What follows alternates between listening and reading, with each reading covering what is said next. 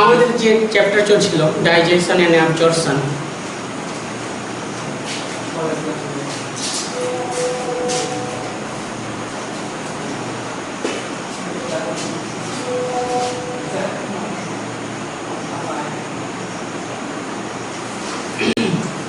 এই চ্যাপ্টারের মধ্যে যে জিনিসটা নিয়ে আজকে আমরা ডিসকাস করব সেটা হচ্ছে পেরিস্টালসিস।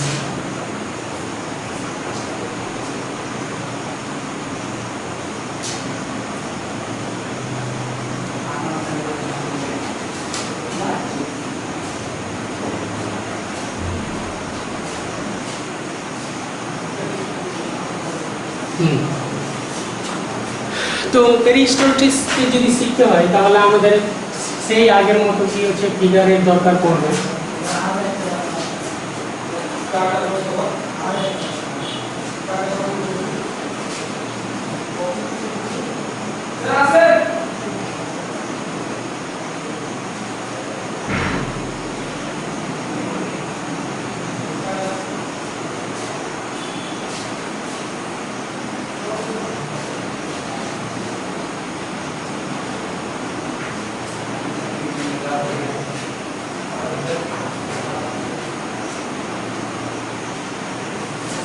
এটা হচ্ছে figure digestive system.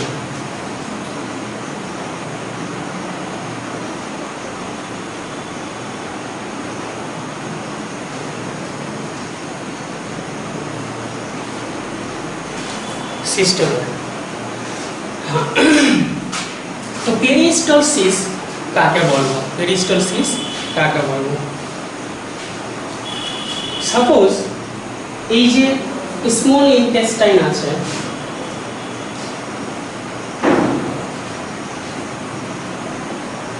Small intestine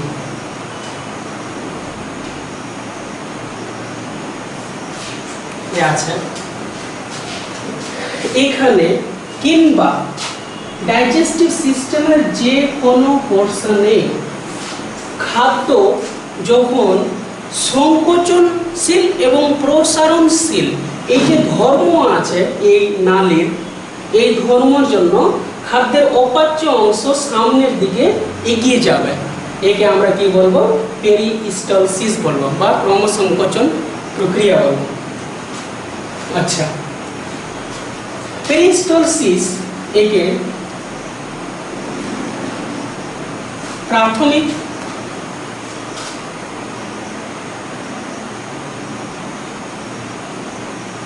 ক্রমসংকোচন, গৌণ ক্রমসংকোচন,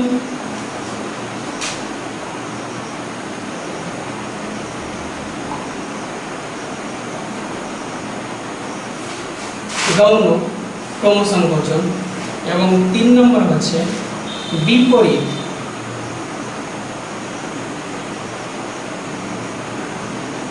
ক্রমসংকোচন। প্রাথমিক ক্রমসংকোচন বা পেরিস্টালসিস কাকে বলবো?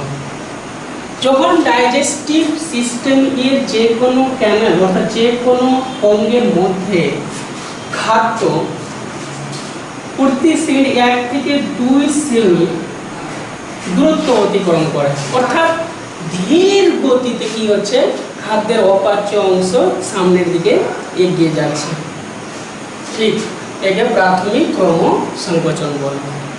আর গৌণ ক্রমসংকোচন কাকে বলবো? যখন খাদ্যের অপাচ্য অংশ এই ক্যানেলগুলির মধ্যে খুব দ্রুত গতিতে এগিয়ে যাবে, অর্থাৎ প্রতি সেকেন্ড 1 থেকে 25 সেন্টিমিটার কি হচ্ছে যে দূরত্ব পর্যন্ত কি হচ্ছে যে অতিক্রম করতে পারবে। এই ক্রমসংকোচনকে বিজ্ঞানী অ্যালভারেজ কি হচ্ছে যে কি প্রথম ব্যাখ্যা করেছিল, একে বলা হচ্ছে ট্রু পেরিস্টালসিস বলা হয়। এবার বিপরীত ক্রমসংকোচন, যখন ডুওডিনাম যে আছে এই অংশটা, অর্থাৎ এটা কি হচ্ছে ভিতরের দিকে প্রবেশ করে সি এর মতো আকৃতি গঠন করেছে, আমি লার্জ ইন্টেস্টাইন আছে সেটা তো উপরের দিকে এঁকে দিয়েছি, তো ডুওডেনাম কি হচ্ছে যে ভিতরের দিকে আছে, অর্থাৎ সি এর মতো আকৃতি যা আছে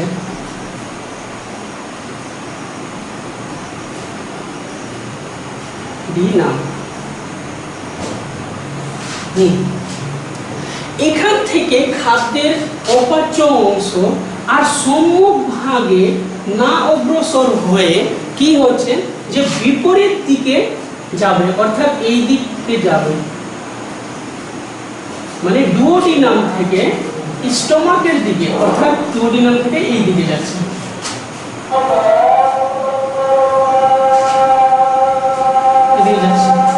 এই কি বলা হচ্ছে বিপরীত ক্রমসংকোচন।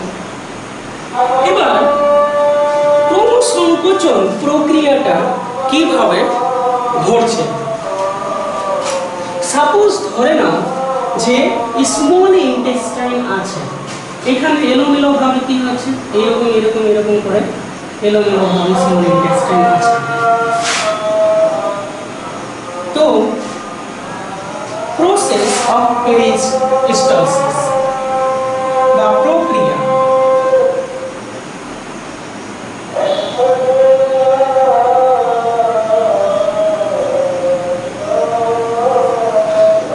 পেরিস্টালসিস, সাপোজ এই অংশ যেটা আছে এটাকে আমরা বাইরের দিকে নিয়ে আসলাম, তো এইখানে নালীর মতো এরকম গর্ত দেখতে পাবো, স্মল ইন্টেস্টাইনের এই অংশটা কি হচ্ছে যে এরকম দেখতে পাবো। এবার ডুওডিনাম থেকে খাদ্যের অপাচ্য অংশ বিভিন্ন রকমের এনজাইম সংযুক্ত হয়ে, বিভিন্ন ধরনের এনজাইম সংযুক্ত হয়ে যে খাদ্যের গোলাকৃতি অংশটা গঠন করবে একে বলা হবে কাইম, অর্থাৎ এর মধ্যে খাদ্য যে গোলাকৃতি অংশটা আছে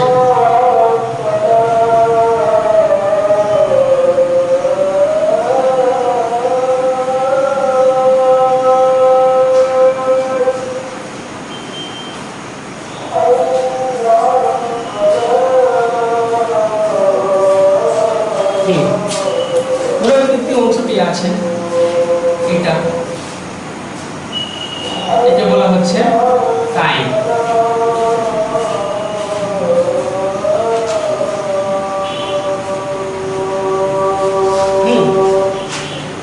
এই কি করবে পিছনের দিক থেকে, অর্থাৎ এই দিক থেকে এই দিকে এগিয়ে যাবে।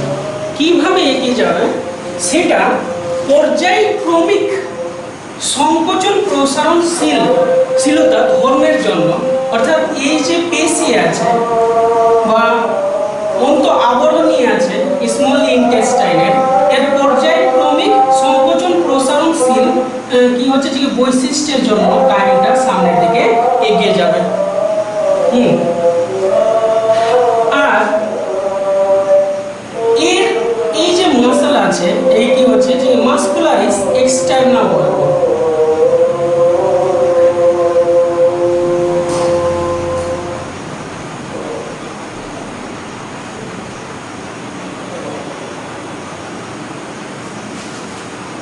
এই কি করছে যখন খাদ্যটা এই পজিশনে আছে তখন এইখানকার মাসল এই প্রসারিত অবস্থায় আছে, পিছন থেকে অন্য কোনো খাদ্যের অংশ কিংবা হচ্ছে জলীয় অংশ একে ধাক্কা দিবে, এই অংশটা সামনের দিকে যাবে, অর্থাৎ এই জায়গা থেকে সাপোজ এই জায়গার মধ্যে আছে এ কি হচ্ছে এই জায়গা থেকে এই জায়গার মধ্যে যাবে, তাহলে এইরকম জায়গায় গেল। তো এই জায়গার এটা কি হচ্ছে এটা যদি সোজাসুজি আমরা দেখি তাহলে এখানে কি হচ্ছে যে কি চলে এসেছে এই কাইনটা এখানে এসেছে, তাহলে এখানকার এই মাসল এরকম কিন্তু সংকুচিত হয়ে থাকবে না, এই কি হচ্ছে এটা প্রসারিত হয়ে যাবে, এইরকম করে হয়ে যাবে, আর উপরের যে অংশটা আছে সেটাও প্রসারিত হয়ে যাবে। আবার এখান থেকে এই অংশটা কি হচ্ছে যে কি সামনের দিকে যখন যাবে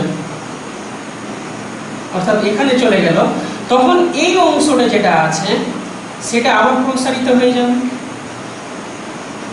আর এই অংশটা স্বাভাবিক হয়ে যাবে, মানে যেরকম ছিল ওই রকমের হয়ে যাবে। তো যে অন্ত আবরণী আছে এর পর্যায়ক্রমিক সংকোচন এবং প্রসারণশীল ধর্মের জন্য কাইমটা কি হচ্ছে যে সামনের দিকে এগিয়ে যাচ্ছে, এইটাই হচ্ছে পেরিস্টলসিসের প্রক্রিয়া। আচ্ছা, এবার রিজন বা কজেস অফ পেরিস্টলসিস, কজেস বা কারণ কি আছে? একটা স্নায়বিক,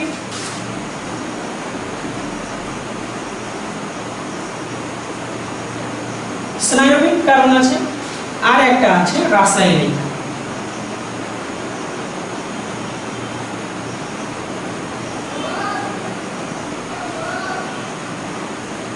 রাসায়নিক স্নায়বিক কারণটা কিরকম হচ্ছে,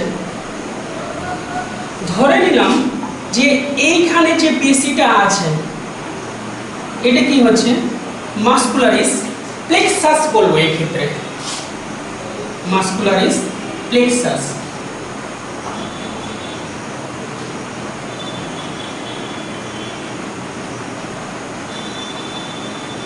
বলা হবে এই কি হচ্ছে যে মানুষের ক্ষেত্রে এই ডাইজেস্টিভ সিস্টেমটা দেখছে, এর ভিতরের দিকে এই সকল অংশের মধ্যে কি হচ্ছে যে গ্রাহক থাকবে বা রিসেপ্টর আছে।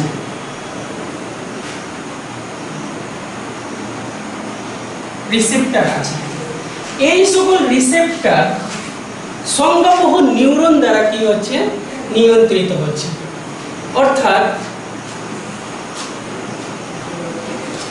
এগুলো ব্রেনের সঙ্গে সংযুক্ত থাকে। সাপোজ কি হচ্ছে যে মানুষের ক্ষেত্রে আমরা এটা ধরেছি, এই ওর ব্রেনটা হচ্ছে এটা,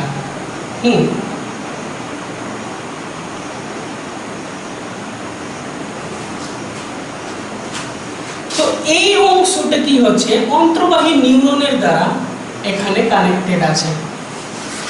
আমাদের ব্রেন যখন কি হচ্ছে যে একে সংকুচিত কিংবা প্রসারিত করতে চাইবে তখন সেই জিনিসটাকে অ্যানালাইজ করবে, অ্যানালাইজ করার পরে এই বহির্বাহী নিউরনের দ্বারা কি হচ্ছে যে এখানে আবার ওর ইম্পালসটা পাঠাবে, তখনই এটা সংকুচিত কিংবা প্রসারিত হচ্ছে। অর্থাৎ অন্তর্বাহী নিউরন এবং বহির্বাহী নিউরন এর দ্বারা কি হচ্ছে এটা আমাদের কাজটা সম্পূর্ণ হচ্ছে, সেটা হচ্ছে স্নায়বিক কারণ।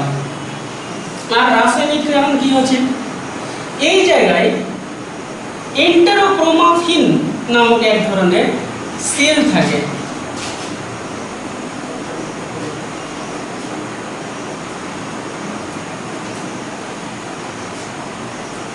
এই সেলটা কি হচ্ছে যে রাসায়নিক পদার্থটা ক্ষরণ করছে সেরোটোনিন। সেরোটোনিন অর্থাৎ কি হচ্ছে যে এটা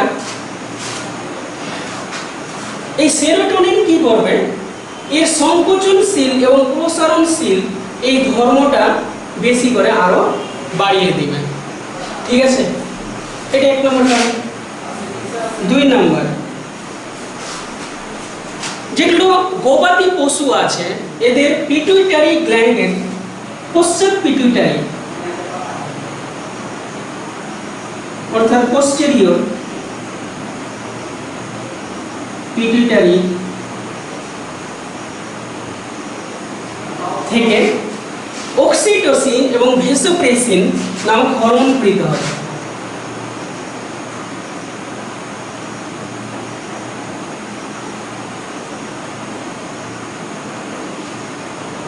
হরমোন প্রেরিত হচ্ছে, এই হরমোনগুলো এর সংকোচনশীল এবং প্রসারণশীল যে ধর্মটা আছে সেটা কি হচ্ছে যে কি বৃদ্ধি করবে। ঠিক আছে, যেরকম গবাদি পশু আছে ওদের ক্ষেত্রে। আর অ্যাড্রিনালিন হরমোন যদি ক্ষরিত হয় তাহলে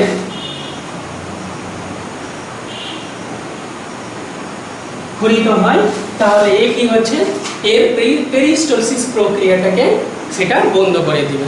এছাড়া এন্টেরোক্রোমাফিন যে সেল আছে এখান থেকে মোটিলিন নামে এক ধরনের উৎসেচক রাসায়নিক পদার্থ তৈরি হবে, সেও কি হচ্ছে পেরিস্টলসিস প্রক্রিয়াটাতে সাহায্য করে। এবার আমরা কি দেখব, ফাংশন অফ পেরিস্টলসিস।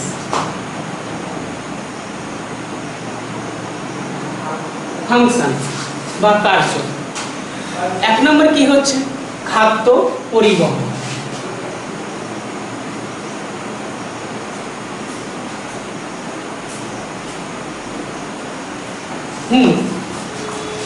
যদি পেরিস্টলসিস প্রক্রিয়াটা সম্পূর্ণ না হতো ইসোফেগাসের ক্ষেত্রে, এবার আমরা শিখব কি ফাংশন অফ পেরিস্টলসিস।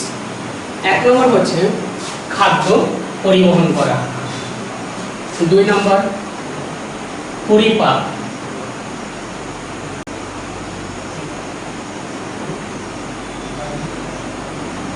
তিন নম্বর বিশেষণ,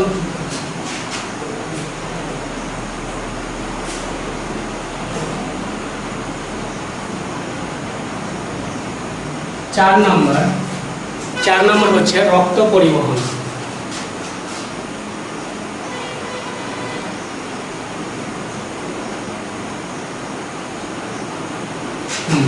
আর 5 নম্বর হচ্ছে বহিষ্করণ।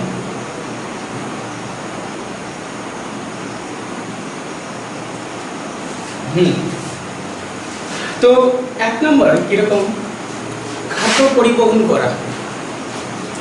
পেরিস্টলসিস প্রক্রিয়া যেটা আমরা শিখলাম, এই প্রক্রিয়ার মধ্যে খাদ্যের অপাচ্য অংশ এবং প্রাথমিক অবস্থায় এই অংশ যেটা আছে এর মধ্যে খাদ্য পেরিস্টলসিস প্রক্রিয়ার মাধ্যমে পাকস্থলীতে যাচ্ছে। আর পাকস্থলীতে কি হচ্ছে, আনডাইজেস্টেড ফুড অর্থাৎ অপাচ্য খাদ্য যেটা আছে সেটা স্মল ইন্টেস্টাইন, লার্জ ইন্টেস্টাইন এবং লাস্টে কি হচ্ছে যে বাইরের দিকে বের হচ্ছে। অর্থাৎ আমরা দেখতে পাচ্ছি যে এই খাদ্যের পরিবহন প্রক্রিয়াটা পেরিস্টলসিস প্রক্রিয়ার মাধ্যমে সম্পন্ন হচ্ছে। এবার আমরা 2 নম্বর দেখব, পরিপাক। এই ডাইজেস্টিভ সিস্টেমের মধ্যে বেশ কিছু গ্ল্যান্ড আছে, যেরকম প্যানক্রিয়াস আছে, লিভার আছে, তারপরে কি হচ্ছে যে গ্যাস্ট্রিক গ্ল্যান্ড আছে, আমরা সবকিছুই জানি এগুলো, ইন্টেস্টিনাল গ্ল্যান্ড আছে। এই সকল গ্ল্যান্ডগুলো কি করছে, উৎসেচক ক্ষরণ করছে।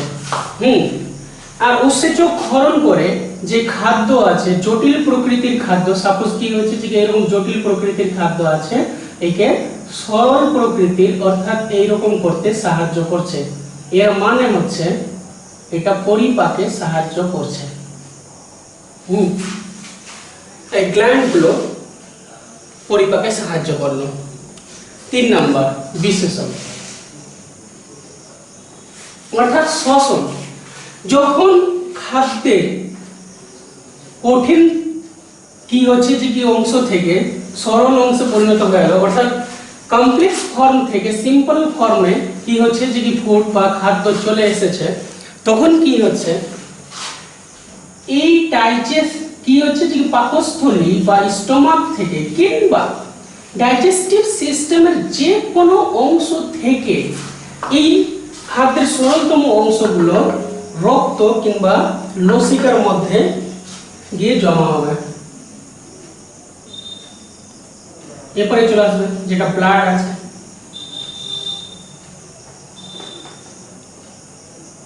কিংবা লিম্ফ আছে, এর মধ্যে এসে কি হচ্ছে জমা হচ্ছে। ঠিক আছে, সেটা বিশেষণ। 4 নম্বর হচ্ছে রক্ত পরিবহন।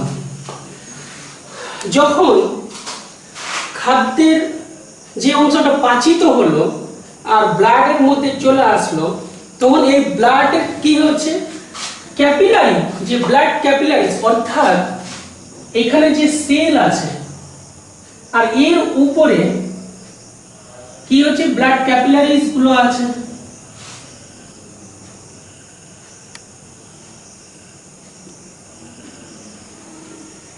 অর্থাৎ রক্ত জালক যেটা আছে ওর মধ্যে এই সকল অংশগুলো ঢুকবে। সাপোজ এগুলো হচ্ছে রক্ত জালক। আর যখন রক্তজালকের মধ্যে প্রবেশ করলো তখন ধমনী এবং শিরা দেহের বিভিন্ন অংশে এখান থেকে কি হচ্ছে যে কি ছড়িয়ে আছে, ওদের মধ্যে এই যে ব্লাড যে সার্কুলেশন হচ্ছে সেই সার্কুলেশনে সহায়তা করবে এই পেরিস্টলসিস, পরোক্ষভাবে সহায়তা করছে। ঠিক আছে, 5 নম্বর হচ্ছে বহিষ্করণ। অর্থাৎ একজন মানুষের ক্ষেত্রে এই যে বৃহদন্ড যেটা আছে এখানে খাদ্যের অপাচ্য অংশ 1 থেকে 3 বার 1 to 3 টাইমস কি হয় পেরিস্টলসিস প্রতিদিন হবে এই বৃহদন্ডের মধ্যে। এখন যদি পেরিস্টলসিস হওয়া মানে কি হচ্ছে, খাদ্যের অপাচ্য অংশ সামনের দিকে এগিয়ে যাওয়া, আর এগিয়ে যেতে গেলে এখানে এসে জমা হবে, আর জমা হতে গেলে কি হচ্ছে ওই খাদ্যটা বাইরের দিকে বেরিয়ে চলে আসবে, অর্থাৎ বহিষ্করণে সাহায্য করছে।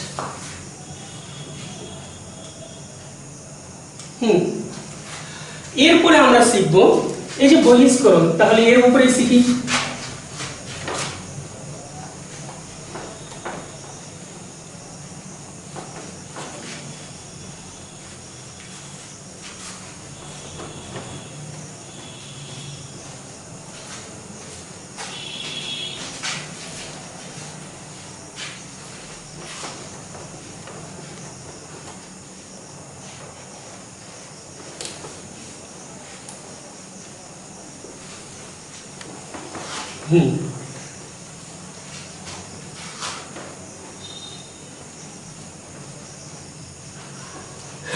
তাহলে বহিষ্করণ বলছিলাম, তাহলে এটা আমাদের কি হচ্ছে যে টপিকস আছে ইজেশন। ইজেশন এটা টপিকস আছে, এর মানে হচ্ছে বহিষ্করণ। তো সাপোজ একই রকম ভাবে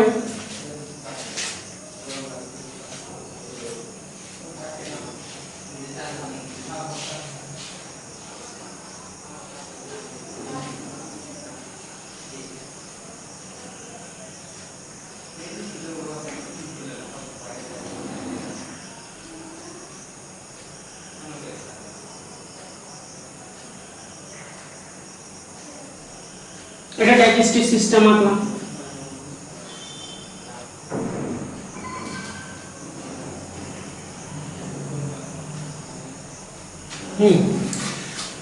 এবার ইজেশন বা বহিষ্করণ কাকে বলছে, যে প্রক্রিয়ার দ্বারা এই ডাইজেস্টিভ সিস্টেমের মধ্যে আলটিমেটলি যে অপাচ্য খাদ্যটা থাকছে, অর্থাৎ আনডাইজেস্টেড ফুড,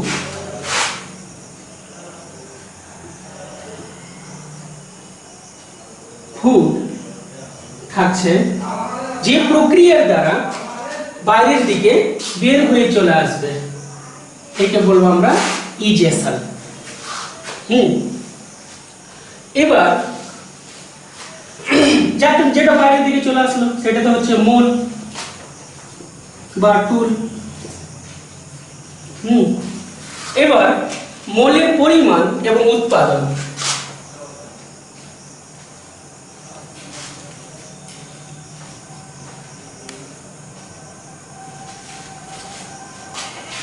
ও উৎপাদন,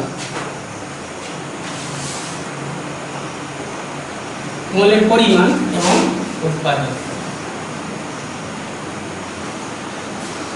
একজন পরিণত মানুষের ক্ষেত্রে প্রত্যেকদিন কি হচ্ছে কমপক্ষে 1200 থেকে 1500 ml এর মতো মোল এর লার্জ ইন্টেস্টাইনের মধ্যে জমা হয়ে থাকবে, এই জায়গার মধ্যে।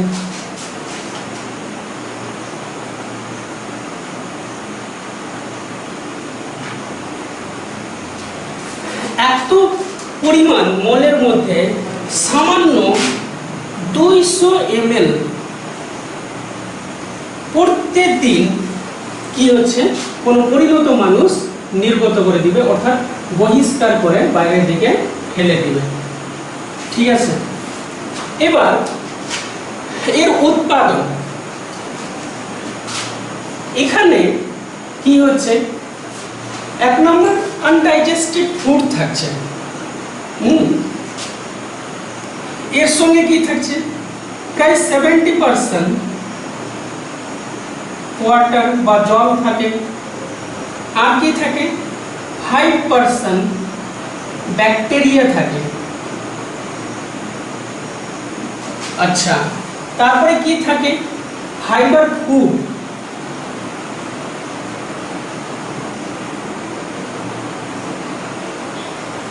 এটা থাকে, তারপরে মিউকাস এটা থাকবে, তারপরে এই জায়গা থেকে, এগুলো থেকে কিছু সেল বাইরের দিকে বের হবে, আর সেগুলো কি হচ্ছে যে মলের সঙ্গে মিশে যাবে, ঠিক আছে, এগুলো। তাহলে এই সকল উপাদান দিয়ে মল কি হচ্ছে, উৎপাদিত হচ্ছে, আর মেনলি এর সঙ্গে আনডাইজেস্টেড ফুড থাকছে, ঠিক আছে। এবার মলের নির্গমন প্রক্রিয়া,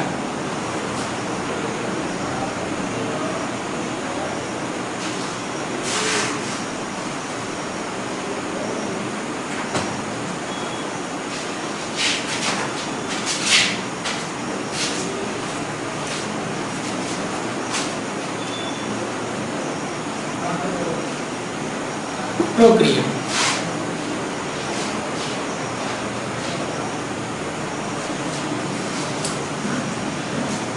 যখন আমরা মলের নির্গমন প্রক্রিয়া পড়ব, তখন কি হচ্ছে যে মেনলি নির্গমন প্রক্রিয়ার ক্ষেত্রে যে ভাইটাল ভূমিকাটা নিচ্ছে সেটা হচ্ছে এনাস।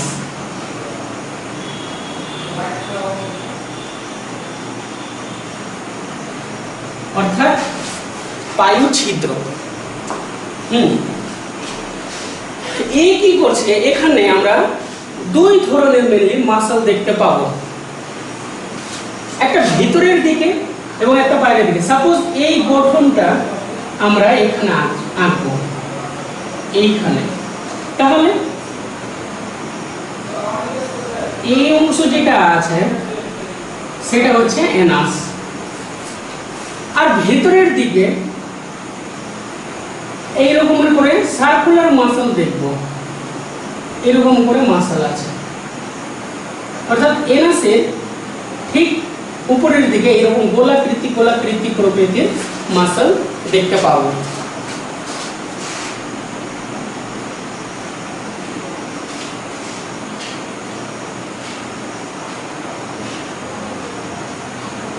মাসল।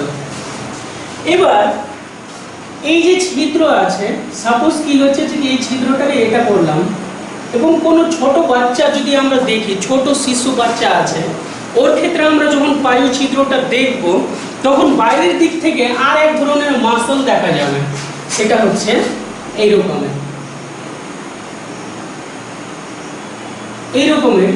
কি হচ্ছে, সংকুচিত হয়ে থাকবে এই মাসলটা। অর্থাৎ এই দুই ধরনের মাসলই হচ্ছে, এই মাসলটা এবং এই মাসলটা দুটাই আমাদের ইচ্ছার অধীন থাকবে। আমরা যখন এই মাসলটাকে ওপেন করতে চাইবো, হ্যাঁ, মানে প্রসারিত করব, তখনই সেটা প্রসারিত হবে, ঠিক আছে। তাহলে নির্গমন প্রক্রিয়ার ক্ষেত্রে দুই ধরনের মাসলের গুরুত্বপূর্ণ ভূমিকা আছে। এটা হচ্ছে পয়েন্ট নাম্বার 1। পয়েন্ট নাম্বার 2, সেটা কি হচ্ছে, খাদ্যের অপাচ্য অংশ প্রত্যেকদিন 1 থেকে 3 বার পেরিস্টালসিস প্রক্রিয়ার মাধ্যমে যখন এই যে সিগময়েড কার্ভ লাইক স্ট্রাকচার আছে এখানে এসে জমা হবে, অর্থাৎ এই জায়গায় এসে জমা হয়ে গেছে, তখন এইখানকার রিসেপ্টর সেল যেগুলো আছে সেগুলো উত্তেজিত বা অ্যাক্টিভ কন্ডিশনে চলে আসবে।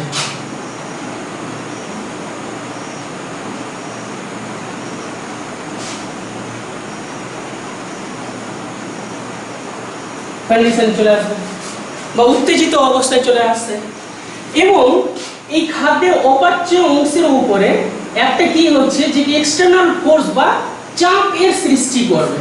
যখন এই চাপের সৃষ্টি করছে তখন এই খাদ্যের অপাচ্য অংশ এখান থেকে এই জায়গার মধ্যে চলে আসবে, অর্থাৎ এই জায়গার মধ্যে চলে এসেছে। এবার এই জায়গার মধ্যে যখন চলে আসলো তখন এখানেও কি হচ্ছে, এখানে কি হচ্ছে, নিউরন আছে, দুই ধরনের নিউরন।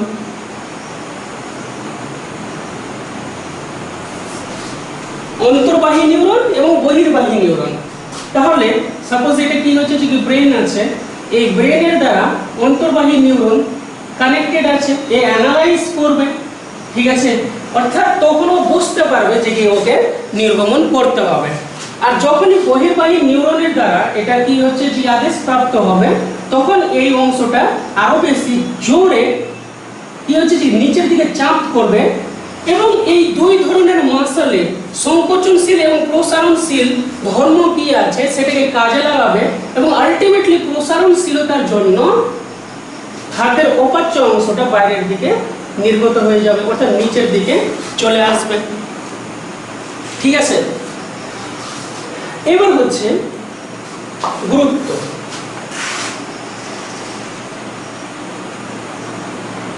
বা ইম্পর্টেন্স।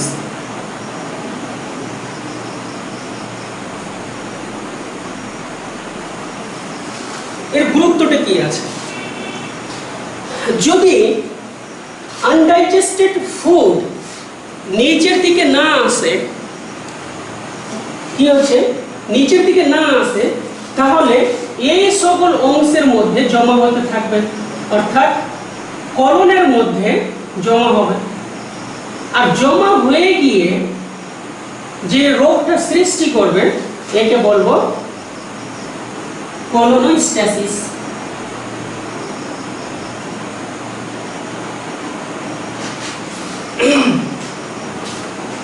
আচ্ছা, এছাড়া আরো কিছু রোগ দেখা যায়। এক নম্বর কি হচ্ছে, ইরিটেবল, অর্থাৎ irritable bowel syndrome. Irritable bowel syndrome IBS যদি হয়ে যায় তাহলে সব সময় উদরের মধ্যে কি হচ্ছে যে একটা ব্যথা অনুভব করবে, বমি বমি ভাব থাকবে, আর কি হচ্ছে যে মনে হবে যেন পেট ভরে আছে, এইরকম কি হচ্ছে যে কন্ডিশন বা সিচুয়েশনের সৃষ্টি হবে। তারপরে কি হচ্ছে, আর কি রোগ দেখা যায়, পাইলস সৃষ্টি হবে। পাইলস অর্থাৎ এই যে ইনাস আছে বা পায়ু আছে, পায়ু থেকে যখন মলটা নির্গমন করবে তখন পায়ুর উপরের দিকে, অর্থাৎ এই জায়গাটায় যদি এখানে নিয়ে চলে আসে, সাপোজ কি হচ্ছে যে এটা হচ্ছে এনাস, এনাস, তাহলে এই যে এখানকার যে মাসল আছে এই মাসলটা স্ফীত হয়ে এইরকম জায়গায় চলে আসবে, এরকম জায়গায় চলে আসবে। আর যে মলের আনডাইজেস্টেড ফুড যেটা আছে, সাপোজ এখানে আছে, এর নিচের দিকে যখন আসবে তখন এটা কি হচ্ছে যে এই অংশটা নিচের দিকে চলে আসে, অর্থাৎ পায়খানা কি হচ্ছে যে সম্পূর্ণভাবে হবে না, প্রচুর কষ্টসাধ্য হবে। এই রকমের সিচুয়েশন যদি সৃষ্টি হয়ে যায় তাহলে এটা আমরা কি করবো, পাইলস হয়েছে বলে ধরে নেব। ঠিক আছে, এরপরে আমরা শিখব নতুন টপিকস,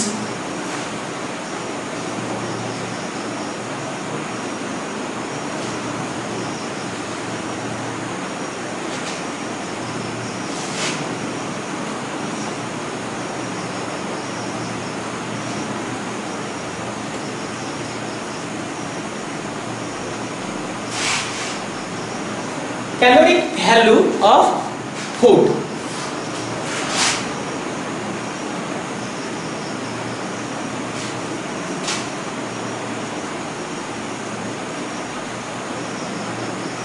Food.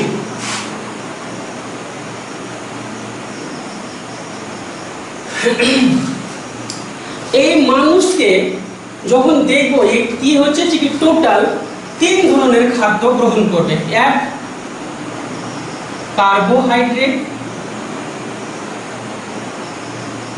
2 নম্বর প্রোটিন, 3 নম্বর ফ্যাট। ঠিক আছে, তাহলে ক্যালোরিক ভ্যালু অফ ফুড কাকে বলবো? যে প্রকারেরই খাদ্য থাকুক না কেন, কার্বোহাইড্রেট, প্রোটিন কিংবা ফ্যাট, যে প্রকারের খাদ্য থাকুক না কেন, 1 গ্রাম খাদ্যকে সম্পূর্ণরূপে জারিত করে যে শক্তিটা উৎপন্ন হবে, এখান থেকে যে এনার্জিটা পাবে, সেটাই হয়ে যাচ্ছে ক্যালোরিক ভ্যালু অফ ফুড। তাহলে এখানে যদি কার্বোহাইড্রেটের ক্যালোরিক ভ্যালু বলি, তাহলে 1 গ্রাম কার্বোহাইড্রেটকে সম্পূর্ণরূপে কি হচ্ছে যে কি কাজে লাগে, অর্থাৎ জারিত কি যে পরিমাণ এনার্জিটা পাচ্ছে সেটা হয়ে গেল কার্বোহাইড্রেটের ক্যালোরিক ভ্যালু। যদি প্রোটিন হয় তাহলে 1 গ্রাম প্রোটিন থেকে যে এনার্জিটা পাবে সেটা ওর ক্যালোরিক ভ্যালু। ফ্যাট 1 গ্রাম থেকে যতটি এনার্জি পাবে সেটা হয়ে গেল ফ্যাটের ক্যালোরিক ভ্যালু। ঠিক আছে, ফ্যাটের যদি ধরি তাহলে 3.9, প্রোটিন 4.1 আর কার্বোহাইড্রেট 5.1, এইরকম এদের ক্যালোরিক ভ্যালু আছে। প্রত্যেকের কি হচ্ছে যে আলাদা আলাদা করে আমরা ক্যালোরিক ভ্যালু পাবো। ঠিক আছে, তাহলে কি হচ্ছে যে এতদূর পর্যন্ত আজকের মতো থাকুক, এর পরের দিন পরবর্তী অংশ আমরা কি হচ্ছে ডিসকাস করব।